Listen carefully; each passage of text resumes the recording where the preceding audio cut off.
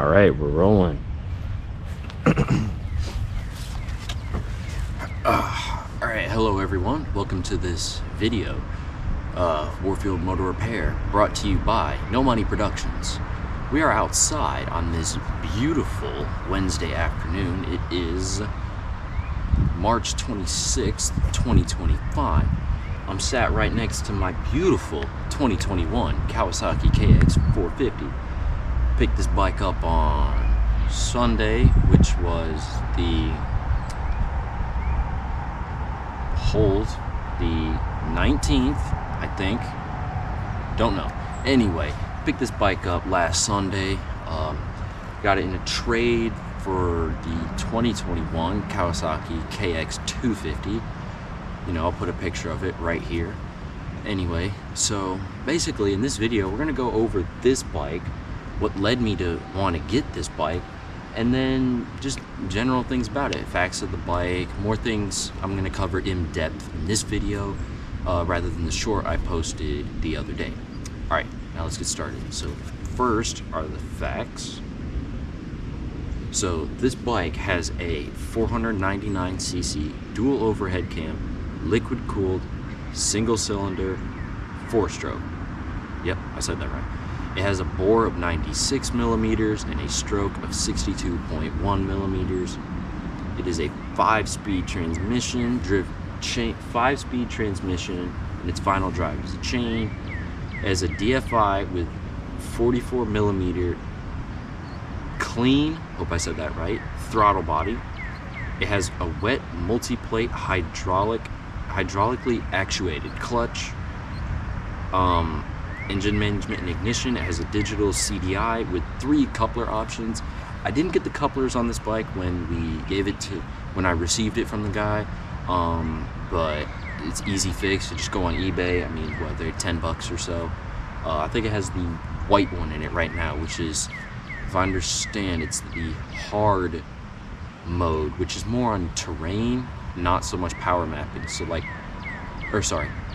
soft terrain, so it's more like you know, it gives you the most power because the ground is a little bit more loose, things like that. That's what I understand it as, because I had a 15 250F and that's how I understood it from the Kawasaki video.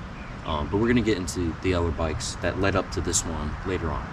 Anyway, it has an aluminum perimeter frame. Again, no clue what some of these words are. 49 millimeter Showa coil spring fork compression and rebound damping, adjustable 12.0 inches of travel. Rear suspension, it's got a Showa shock, fully adjustable, 12.1 inches of travel as well. It's got a Nissan 2-piston 270 millimeter disc. It's caliper brake in the front. And the rear brake is a Nissan 1-piston caliper 150 millimeter disc. However, on this bike, it's got a much, I don't know if you can see it in the video, it's got a much bigger brake rotor because of the Sumo setup that is on it right now. So it's got spoked wheels, the original setup, so for the dirt tires. In the front, it is an 80 by 121. And in the rear, it's a 120/80 by 19. Thing is 58.5 inches long. That's the wheelbase, I think, from axle to axle. 13.4 inches of ground clearance, but that's with the dirt tires, which is a motocross bike. It needs that. 37.6 inches seat height. However, its tested seat height is about 38.1 inches. Fuel capacity is 1.6 gallons and a claimed wet weight of 243 pounds, although its tested wet weight is 244 pounds. At the rear wheel, it makes 52.4 horsepower at 9,600 RPM.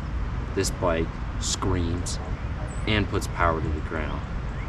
And torque at the rear wheel is 32.6 foot-pounds at 7,000 RPM.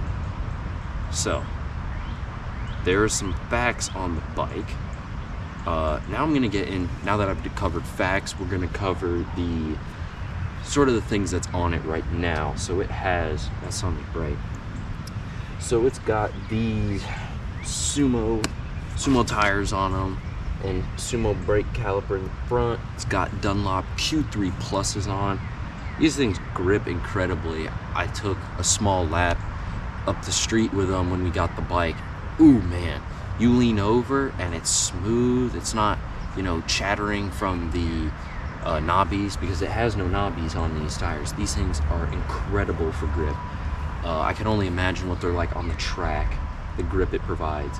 It's got a Renthal rear sprocket. It looks like the one that has the inner part is aluminum for weight reduction, but the outer part is steel to keep, you know, so it doesn't wear super quickly.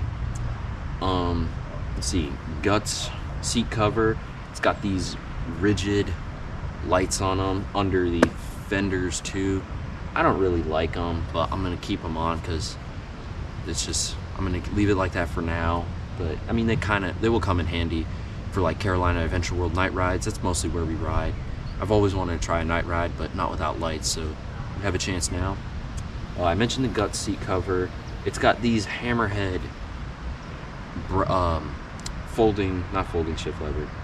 Hammerhead shift lever and Hammerhead rear brake lever. You can't see it on the side of the bike. It's got these Works Connection radiator brackets. These things are nice. I've wanted them for quite some time now. Like, look at the rigidness in the radiator. It's not going anywhere. Only downside is when you crash, it will break rather than bend. Ooh, the breeze feels nice. Let's see, what else does it have? It's got these, I think, Pro Taper XPS levers on them. These things feel good. I really like them, but they're not my personal choice, but they're really good, so I may keep them on. It's got ODI lock-on MA grips. I think that's what they're called. Pro Taper, I think it's Evo SX Race. I think that's the name, or flipped SX Race Evo. Whatever it is, they're Pro Taper. It's their fat bar. It's missing the bar pad because of the lights here, but you know, take the lights off, put a Renthal fat bar pad on it, good to go. Anyway, let's see, what else? Well, it's missing screws and it's missing a rear set here. That's kind of the downsides.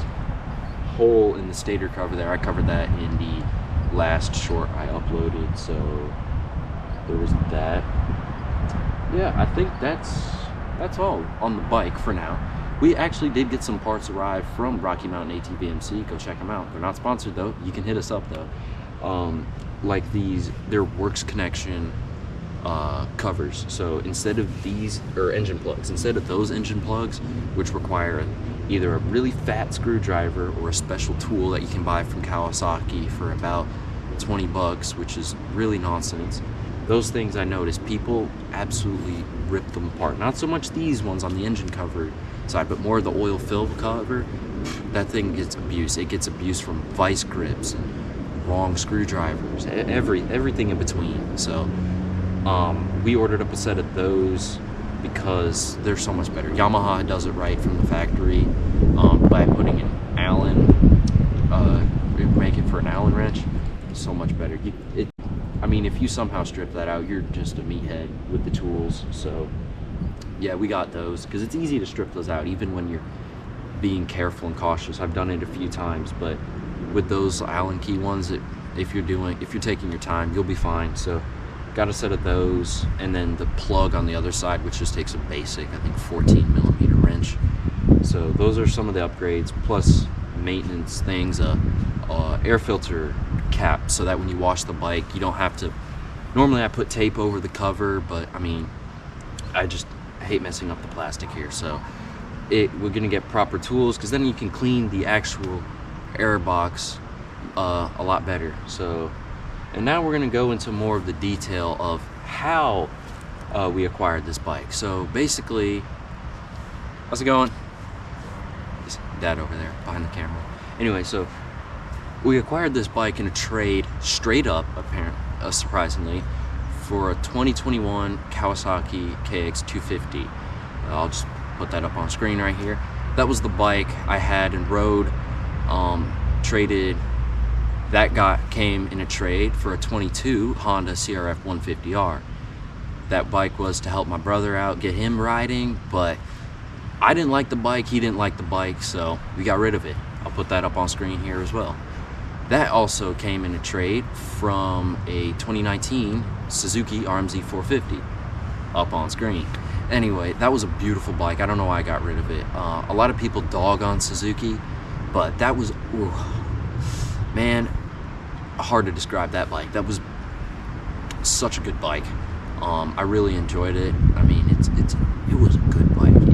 I know a lot of people dog on Suzuki, but like if you don't have the money for something like this, because back in 21, this MSRP'd for $8,399, I think.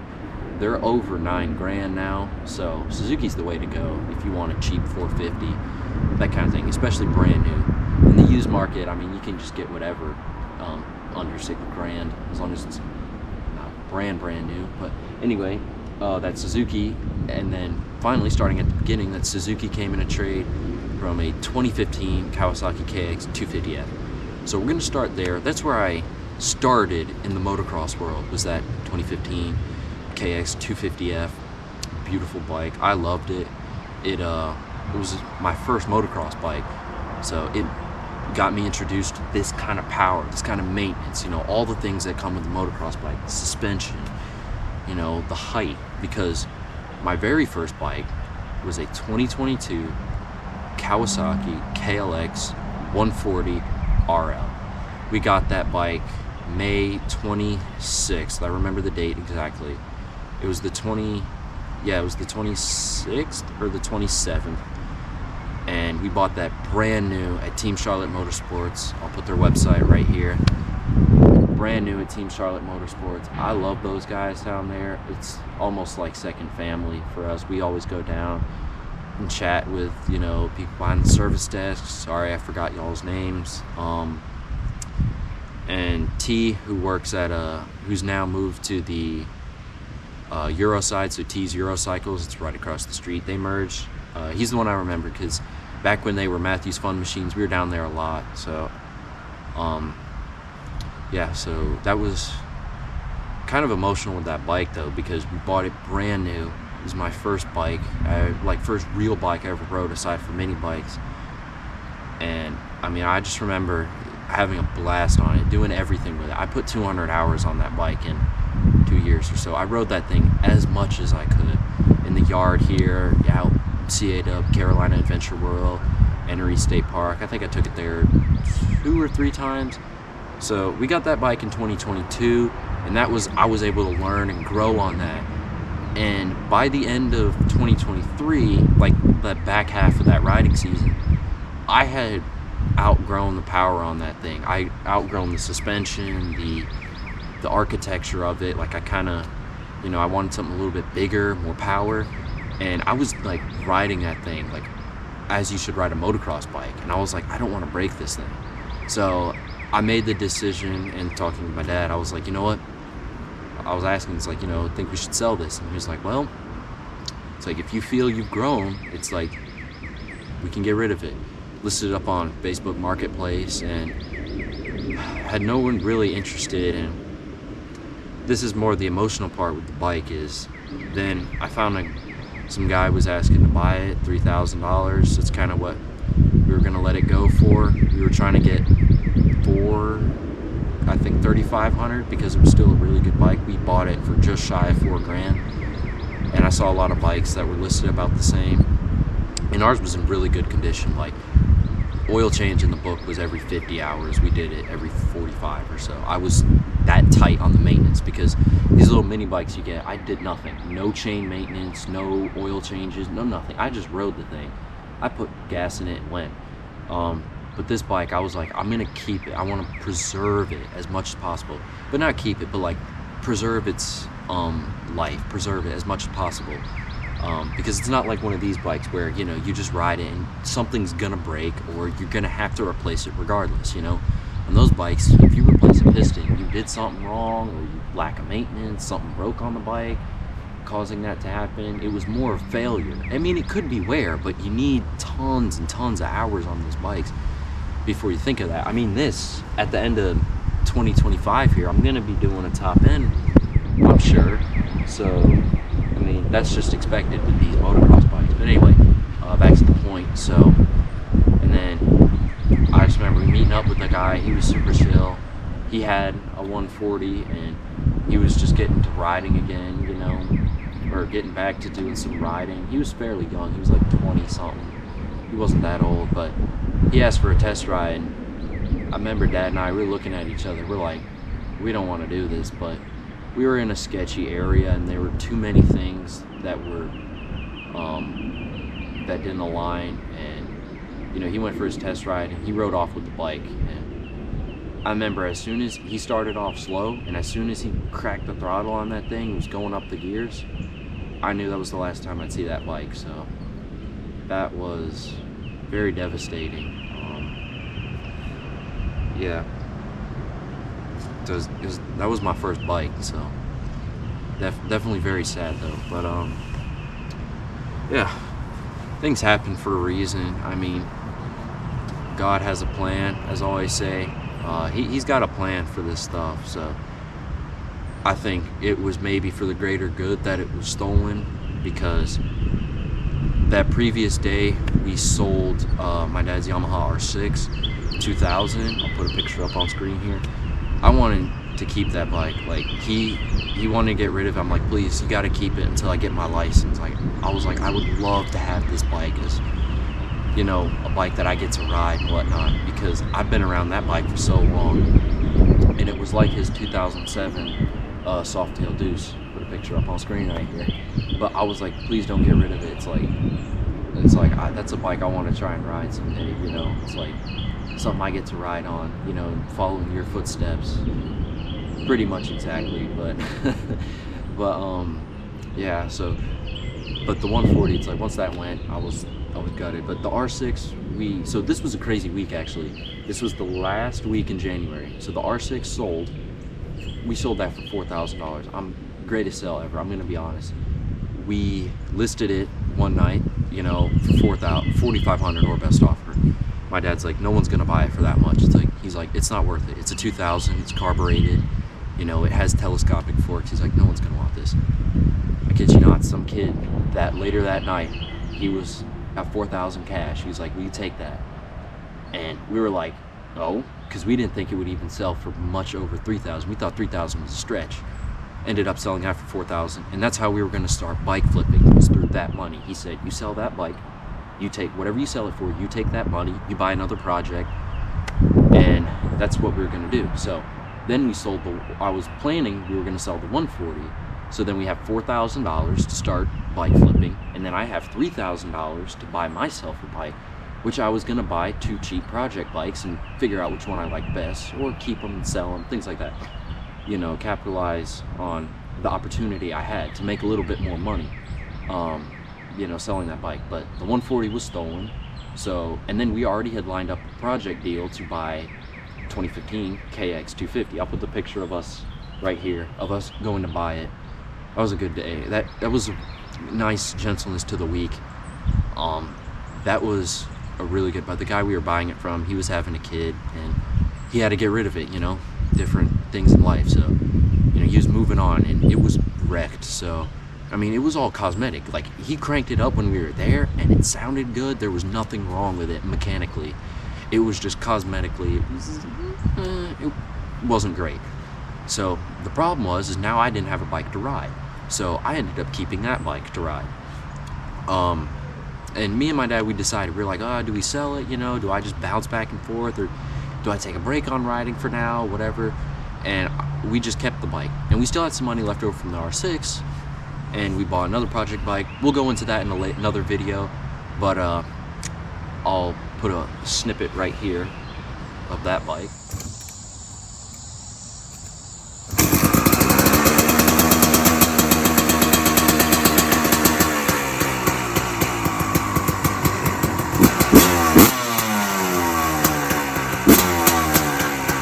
You got 2 smoke. Yep. 03. Kawasaki KX450 two-stroke. So I basically made a jump from 140 to 250 race bike to 250 two-stroke. Now I still did have the 250 at the time, but I rode the two-stroke while we had it. Oh man, that was such a fun bike. We're gonna need another one of those at some point. We'll definitely keep you guys tuned on that. Anyway though, so 250F. Then I was like, you know what? I think I want to get rid of this. So I traded it away for a 2019 RMZ 450.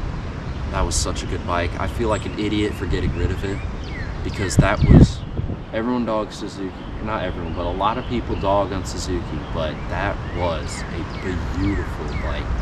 Anyway, I didn't keep that long either because I traded it away for a 2022 Honda CRF 150R. I'm sure y'all have saw the video here, but if you're new around here, like and subscribe, please. Helps us out. Remember, this is produced by No Money Productions, so subscribing will help out a ton. Anyway, that Honda, so it was quite the opposite to the Suzuki. I remember people would go like, I'd hear videos like the Honda was great, you know, all this stuff, people saying it's a good, maybe not the best beginner bike, but you know, a good beginner bike, things like that. And I figured that would bridge the gap to my absence of not having, you know, that middle ground, because I went, you know, from little power, decent torque to a lot of power, you know, it's like there was nothing in between. So the Honda, I figured that will get me my learning step, you know. I didn't even take it to Carolina Adventure World. I didn't like it that much. It didn't like to start cold, it didn't like to start hot, it hated to start warm. I mean, it was a hot mess. And I traded the Suzuki away because I was going to get my brother involved in dirt bike riding, my younger brother. And I told him, like, this would be a good bike for you. We got it. He didn't like it. I didn't like it, so I got rid of it. And I remember seeing like that bike trying to hold its value. I couldn't find anyone that wanted to buy it for more than, you know, $2,000. Everyone was lowballing us crazy on that bike. So. And then I traded that away for the 21 KX450. I'm sure, I don't know if y'all saw the video of us riding it at Carolina Adventure World. Again, video is right there. And after that ride, I was like, oh yeah. It's like, I think this bike is gonna be a keeper. Nope. I think not too long after that, I think it was like, what, 2 months or so? No, not even. I don't even think 2 months later. And now we have this bike. So that's kind of the backstory behind this bike. I mean, it was just crazy. It's like, you know, flip. Like after 24, or by the end of 2024, it was like new bike. It was like a new bike every month, you know?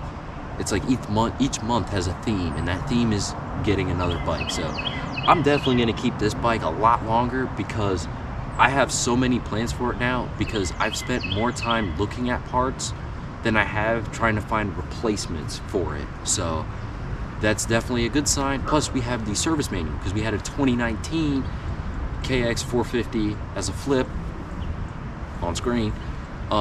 That was a good bike, and that is why I steered toward this bike, is because we bought a service manual. It needed valve adjustment, and I was like, you know what, you know, I was telling my dad, I was like, I think we need the service manual for this to really help us out. And then the bike was traded away shortly after for another bike. I'm gonna keep that a secret. I've been meaning to tease y'all for a while on it, but I'm gonna keep that a secret for a while. Well, actually, I take it back. No, it has been teased. If you look at the community posts, I've talked about it, putting mirrors on it. I won't say what the bike is. You'll have to go look at the community posts and a video of us putting a part on the front end of it. It's called Small Touches. Again, the video's right there. You can go look at that. Go click on it. Maybe give a thumbs up. Anyway, that'd be much appreciated. Kind of like this video. Thank you. Anyway, so there's bugs on my fender. Anyway, that's what steered me in the direction of this bike anyway, was service manual. I've worked in the engine before, and it had Sumos on it. That was pretty much it. Like, these Sumos, they're worth $500 a piece. Or not a piece. $500 is a set, I think. So that in itself was like, sure. Because if I don't keep the Sumos, I sell them. That's $500. Get some plus 300 bucks more, I can get some extra clamps. But yeah, my goals. So yeah, I guess now steering into the next topic are my goals for this bike. First is get some dirt wheels on it. We have a set. I'm gonna throw them on and ride it around. I want to get a new rear set, but I don't know what. I don't know what brand yet. I think I'm gonna go with Flow, because that's what the other side is. It needs a new stator cover. That's obvious. It's got a hole in it, or I should say a puncture. It's not a hole. It's just a small hole, a little puncture. New shift lever. I'm gonna go with one of the Pro Circuit shift levers. Those would look sick. My goal is to make it look like the factory KXs, the Monster Kawasaki team, 450 team in Supercross. That's my goal. That's kind of what I want it to look like. Although I don't have the skills to ride such a bike at that sort of level, I definitely want to look like I have the skills, whether I have the skills or not. But anyway, so graphics kit, that's what's up next. I'm gonna get a Throttle Syndicate seat cover over Guts, because that's what I was thinking. I'm gonna keep the Guts seat cover because they would still be good, but definitely get something different though, because I want all green. But I want it to say Kawasaki on it, and I think you can do that with the Throttle Syndicate covers. I don't know about Guts. I haven't looked into those much. Internally on the engine, everything's gonna stay stock. I don't plan on making huge adjustments to give it more power. I mean, this has enough power already. It's 53 horsepower, I think I said, something like that. So it's got enough horsepower. Yeah. Oh, some small parts that I got were actually these seal savers that sit on the forks here. I'm gonna install those soon. I've did research on that. Turns out oh my god, the stuttering goes crazy. Anyway, some people were saying those seal savers really help with your fork seals and keeping them from wearing out, because you get dirt on this outer leg here, and then as the fork travels down, the dirt kind of packs into the seal and it breaks it. And once dirt gets up in here to the fork oil seal, it rips it to shreds immediately. It doesn't last very long. This outer seal, once that wears, once dirt can wear through it, forget it. It will wear out really quick. See, what other upgrades? I was gonna go with the DID chain set and get stock gearing on it. It's got a 51 tooth sprocket in the rear, but I think I want to go back to a 50, because this thing has a lot of, well, we'll see, because the 51 will provide more torque, which means I can use second gear in the trails, so that I can use first gear as an emergency gear. But we'll see what happens. I definitely don't need the speed from this bike. I mean, it could have a 62 rear sprocket, and it would still be quicker than I need it to be. But like I said, the horsepower is calling to me. That too. Everything about the bike was just having, this generation of KX. That was my goal, was specifically this generation, 19 and 23, because like I said, the service manual, I've been inside the engine of one of these, so it makes everything easy. And also comment down below. I have the video of me doing the valve adjustment on this a little bit, but if y'all want me to post that, I can definitely post that for y'all.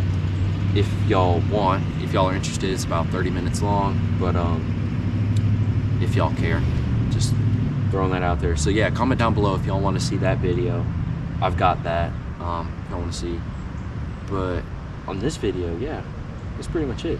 So yeah, I covered everything, not in great detail. Actually, if you want to hear the full backstory on, kind of some of my reasoning behind, I think these bikes, we talked about it on the Loud Pipes podcast. You can go check us out there. Actually, so my dad, he is the host for the show. He created it too.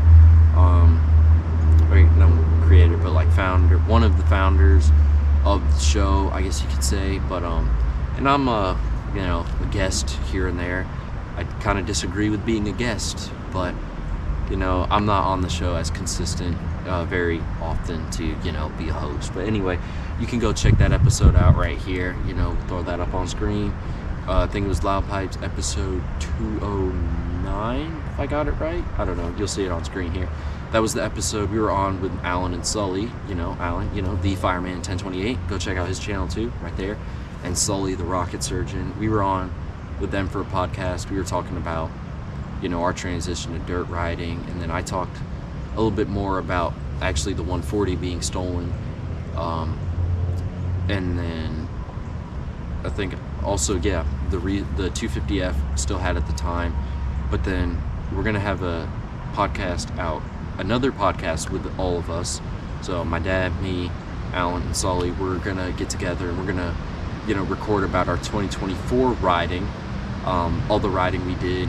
We did a lot of riding together and independent too, but, you know, mostly as a group. Like if our schedules didn't match, you know, we kind of did some independent riding. So like we were going to go ride, but maybe they weren't available to ride, or they were riding and, you know, we couldn't make it down, whatever the case is. But we still did a lot of riding as a group. Yeah, so you can go check those videos, go check those podcasts out, go check out the whole podcast in general. A lot of good episodes out. I think we're trying to post episodes every other Tuesday at about noon. So don't take my word for it. That's what I think the upload is. But yeah, I mean, that's pretty much it on this video. I'll have another video. We'll have another video, you know, with my dad, and we're gonna sit side by side, both with our bikes, and we're gonna talk over, you know, what he's riding, what I'm riding, you know, what we like, what we don't like, because hopefully by that point we've trail ridden this bike. And every time we're out trail riding, like, we swap bikes all the time. And I'm sure you saw from, if y'all watched the video of us out at Carolina Adventure World, you know, I'll put those 2 videos up here. But we swapped bikes midway through, and, you know, just like feeling out different things, and it's like, oh, it's like comparing, a bit more comparison. Yes, camaraderie, I guess you could call it, though. Not really sure what the word is, but like comparisons anyway. But yeah, that's it for this video with this bike here. No, we don't have a startup, but I'll have a short with this bike where we're gonna fire it up and, you know, have it on the chip or something after it's warmed up, of course. But I'll skip the warm up out of the video. I'll just have it, you know, already warmed up, ready to go. So we'll have a video of that out. But yeah, I mean, that's it here. This bike, I mean, I'm looking forward to, you know, this bike, looking forward to riding it, all the things I'm gonna do on it. We'll see how long it stays. I hope it stays for, you know, a long time. My goal is to have this bike reach, you know, 200 hours or so, much like I did on that 140, because I think when I had that 140, my passion for riding was through the roof, because I was like, I finally have a bike. So this, I'm trying to get that same passion back, because with the other bikes I just rode, I mean, there was like a passion, but it wasn't this great passion. It was just like, you know, hang out with friends, hang out with my dad, and just ride, you know. But now I think with this bike, I'm really gonna harness that passion, especially with all the parts I'm gonna do, all the upgrades I'm gonna make to it, all the changes and things like that. So yeah, I need a name for the bike too. That's what I forgot. I need a name. This mistress needs a name. If y'all got a name for it, comment down below what you think we should name the bike. I'll be taking suggestions. I think for now I'm gonna call it the Mistress. I think it's a good name for now. Anyway, from me, Bryce here on Warfield Motor Repair, brought to you by No Money Productions. Signing out. Catch y'all in the next one.